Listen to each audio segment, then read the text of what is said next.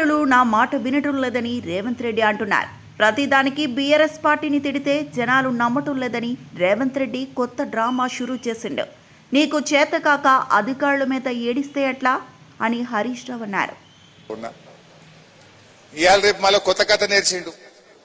మొదట్లోనేమో ఏం మాట్లాడినా బీఆర్ఎస్ మీద ఎత్తుండే, ఇప్పుడు నడతలేదు, ఇక పప్పులు ఉడతలేవు. ఇప్పుడు అధికారుల మీద వేస్తుండు. నేను చెప్పినా అధికారులు ఇంటలేరు, నా మాట ఎవరు కదరే లేదు, నా మాట ఎవడు ఇంటలేడు, పని అయితే లేదు అని ఇప్పుడు అధికారుల మీద ఏడుస్తుండు.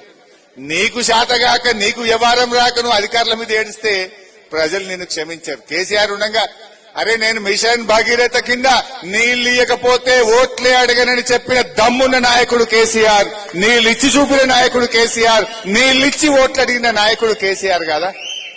ఈయనేమంటుండు, అధికారులు నా మాట ఇంటలేరు, నాది అర్థలేదు. గిదా ముఖ్యమంత్రి చెప్పాల్సిన మాట? ఇవాళ ఆలోచించాల్సినటువంటి అవసరం ఉంది. మరిన్ని అప్డేట్స్ కోసం మా ఛానల్ ని సబ్స్క్రైబ్ చేయండి.